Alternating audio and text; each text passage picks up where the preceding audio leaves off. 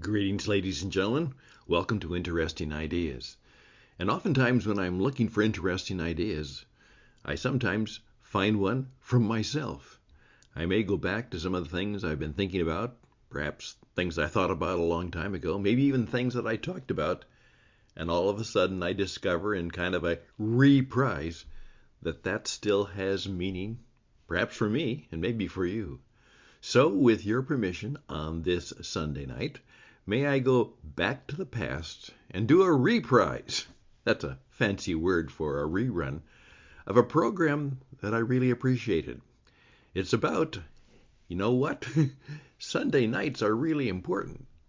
Sunday night meetings are vital. And then there's the story, that wonderful story of the prodigal son.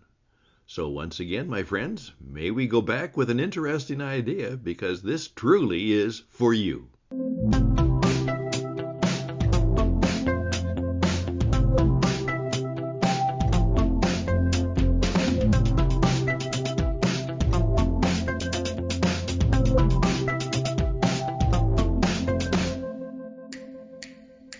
And it's Sunday night.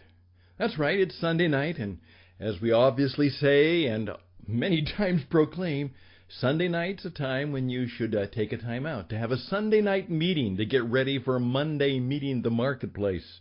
And in the Sunday night meeting, you pray. You think about what God has in store for you in the week to come. You plan, you think, you energize, you organize, and then you get ready to rest, because on Monday you have to be ready to meet the marketplace. So I've encouraged people throughout the years, just simply at the end of the day, relax, enjoy, think about the worship time you've had, and then just simply as the evening begins to emerge upon you, light a candle, put on some good music, listen to the things that are important to you, get out your Bible, get a notebook, and then do a Sunday night meeting. Well, today on the Sunday night meeting, I'd simply like to read you a little bit of a story that I borrowed, copied, and found very, very good. For those of us who are truly going into the marketplace on Monday as artists, as perhaps heroes, and of course, as Christian entrepreneurs. So, please join me. He careth for you.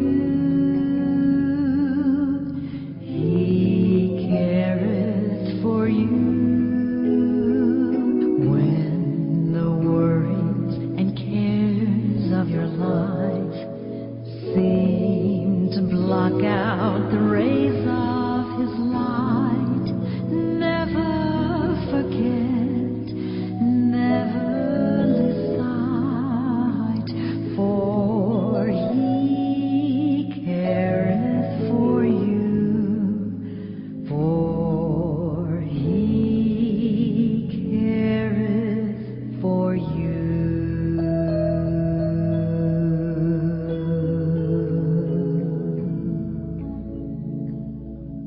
Yes, indeed, and that's one of our newer theme songs that we're going to pick up occasionally. We still have our usually rousing Radio on the Edge theme that we use most of the time, but occasionally we'll switch to this one.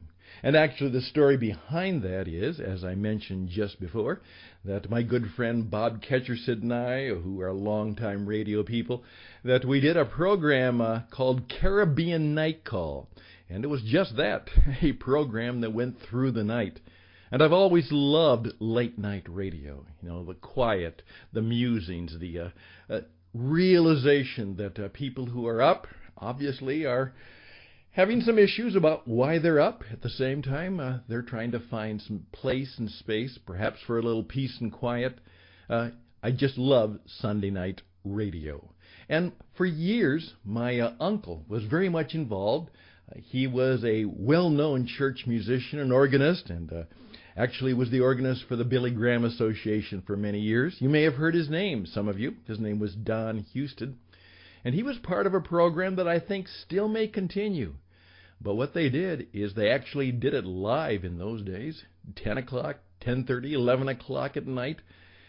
They would all gather at their little church in a place called Western Springs, Illinois. It was called the Village Church.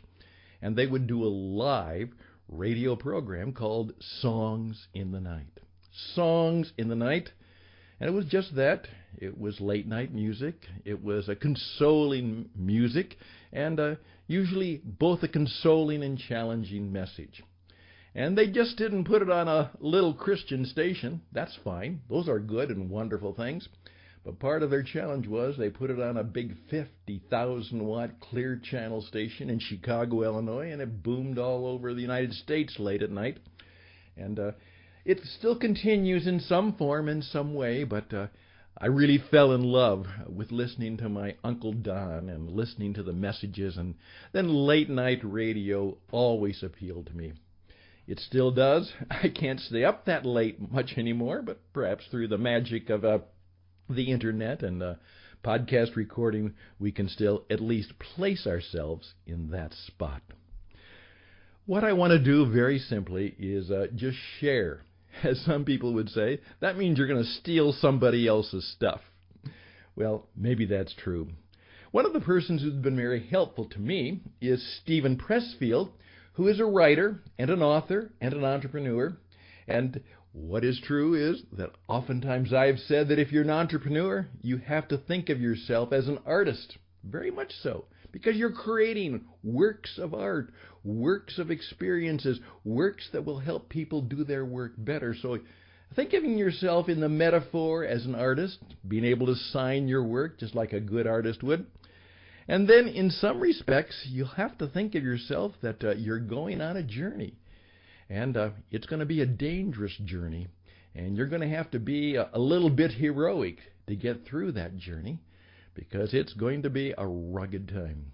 And so what has happened is Stephen Pressfield has been writing about the artist, and the writer particularly, but the writer and the artist, and I would add entrepreneur, in their heroic journey.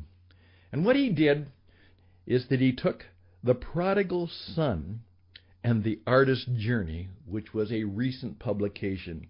And so with full thanks and grateful attribution, would you give me permission just to read Stephen Pressfield's, or perform Stephen Pressfield's little work of art called The Prodigal Son and the Artist's Journey? And of course, the point is that it's not really about the prodigal son. It's about you, and it's about me, and it's about the prodigal's father. The prodigal son and the artist's journey. I remember when I was a kid reading the biblical story of the prodigal son, I never really got the point of it. I found myself siding with the elder son. Hey, Dad, what's the story? My younger brother takes his inheritance early and bolts from the farm. He swaggers into the big city, blows every penny on gambling and fast living, and then comes crawling home begging for forgiveness. The kid's a bum. Yet here you go, Pop, breaking out the fatted calf and rejoicing at your wayward child's return, when I, the responsible one, have been here all along, busting my butt to make this farm pay. It ain't fair. Well, I didn't get the father's explanation either, because he said, my son was lost, but now he's found. Stephen continues, I was thinking of this the other day, and I realized the story is the perfect expression of the hero's journey, the artist's journey, as a metaphor. And I would add, the entrepreneur's journey. The prodigal son's life of disillusion, his adventures in the flesh pots of the wicked city, was his hero's journey. He left the ordinary world, crossed the threshold into the inverted world. He encountered enemies and allies. He suffered. Finally, he hit bottom. And he did what the hero classically does. He returned home. But not as the same person he had been when he left. His ordeal had changed him. He came back, whether he knew it or not, bearing a gift for the people. Consider the father in the story. Who is he? Well, he's God. In some respect, he's kind of the God self soul, because God is in self. and the God is in your soul. He understands, even if the elder son doesn't at first. When the father considers his younger son returned at last to the place from which he set out, he reckons three things. First, the younger son will never leave again. The lad has sowed his wild oats. He's learned his lesson. The temptations of diversion and empty self-amusement no longer hold any allure for him. Number two, the younger son has finally found, or at least he's begun to find, his true identity and what he's really supposed to do. The youth now knows where he belongs. He has shed 1,000 alternative identities. He has come home in the deepest and most telling sense of the phrase. And number three, now the younger son's creativity is about to be unleashed. The Bible story doesn't tell us what happened after happily ever after. But let's venture an educated guess. 2 months after the son returns home, he comes to his father and says, "Pop, much as I enjoy tending the sheep and goats, the real area I'm drawn to is the olive groves.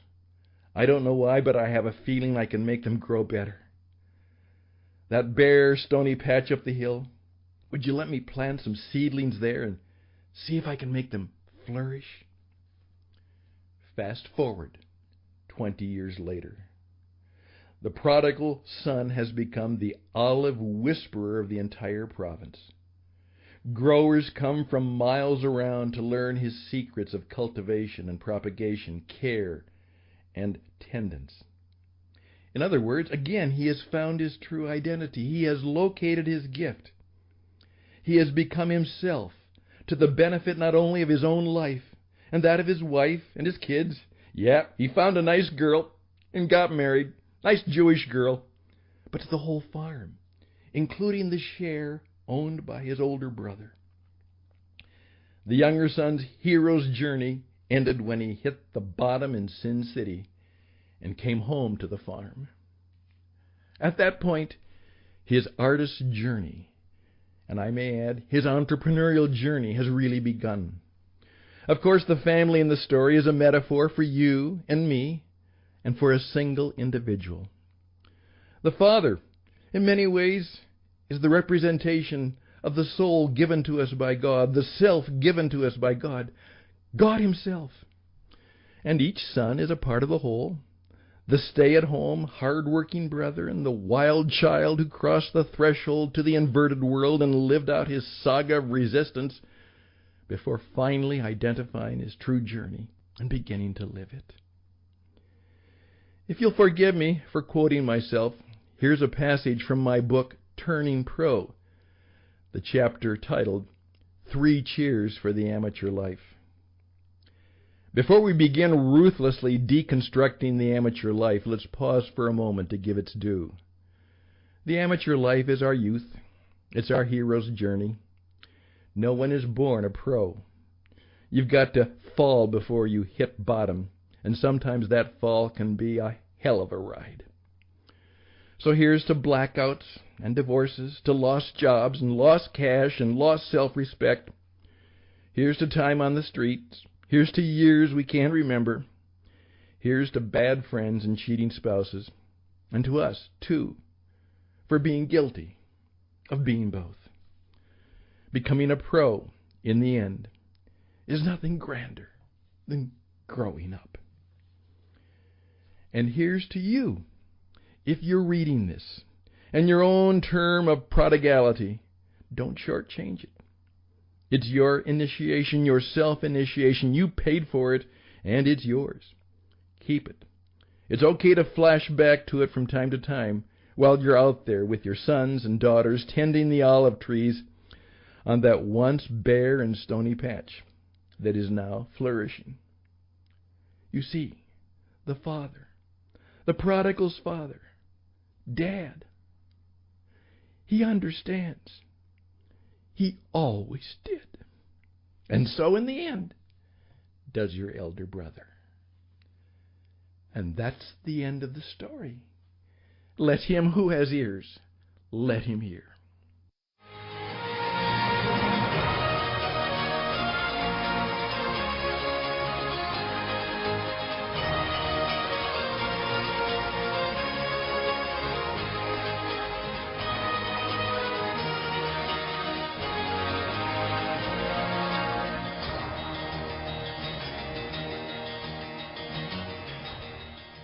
Thank you, Stephen Pressfield, for your guidance for this Sunday night.